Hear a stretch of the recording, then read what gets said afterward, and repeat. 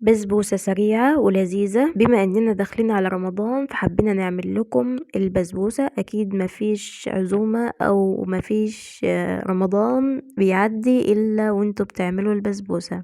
اول فيديو من حلويات رمضان، ان شاء الله باذن الله ننزل سلسلة كاملة لحلويات رمضان.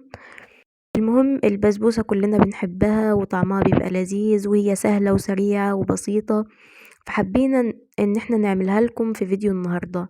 تعرفوا ازاي ان البسبوسة ناجحة انها تتشرب الشربات بالشكل اللي انتوا شايفينه ده؟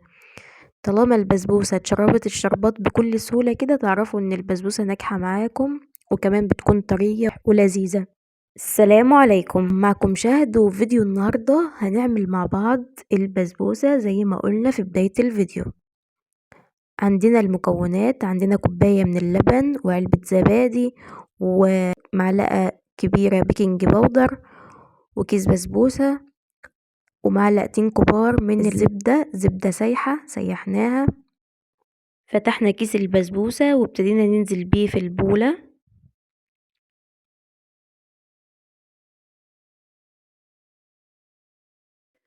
وبعدين ننزل بالسمنة، نبتدي نبس البسبوسة، نبسها مش نعجنها،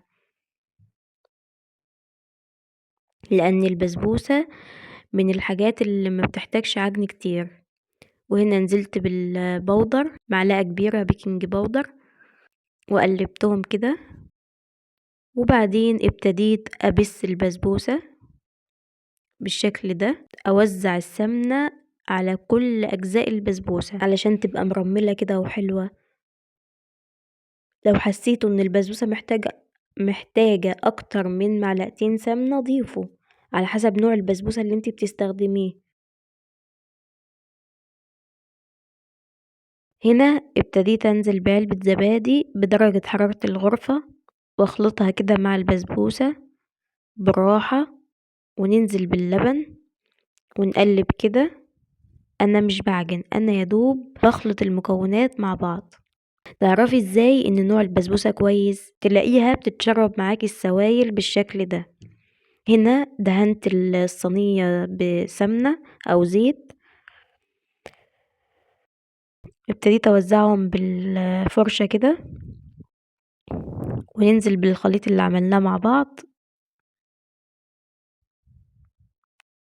انا خليت الخليط طري كده علشان البسبوسة تطلع معانا طرية وحلوة.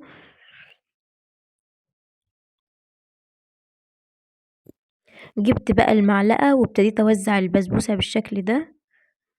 هنا ابتديت ابل ايدي مية وامشيها على البسبوسة علشان تدينا الشكل الحلو اللي انتوا هتشوفوه في الاخر. هنا ابتديت اعمل الشربات. عندنا كوباية من السكر وكوباية ونص من المية. هنا نزلت بكوباية وهنا نزلت بنص كوباية.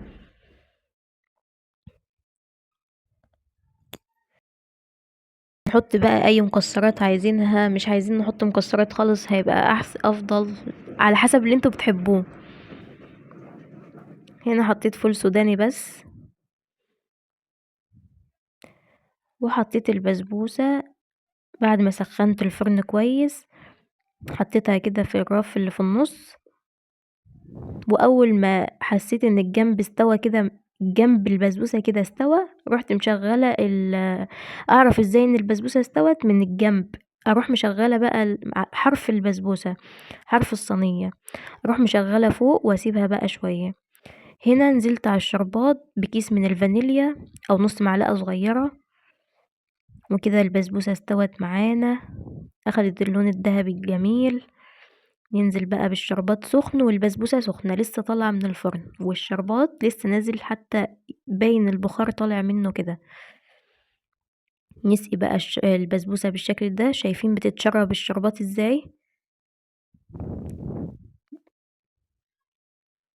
كل ما بديلها شربات بتشربه. بس وكده جهزت معانا احلى بسبوسة. قطعوها بقى وقدموها في اطباق صغيرة. أو قدموها بالشكل اللي تحبوه أو بالطريقة اللي تحبوها. شايفين طرية ازاي؟ أحلى بسبوسة ممكن تدوقوها. قطعتها بالشكل ده. وكمان يا جماعة لما تستخدموا البسبوسة استخدموا نوع كويس. شايفين طالعة مرملة ازاي؟ طرية كده ومرملة وجميلة. طعمها لذيذ جدا.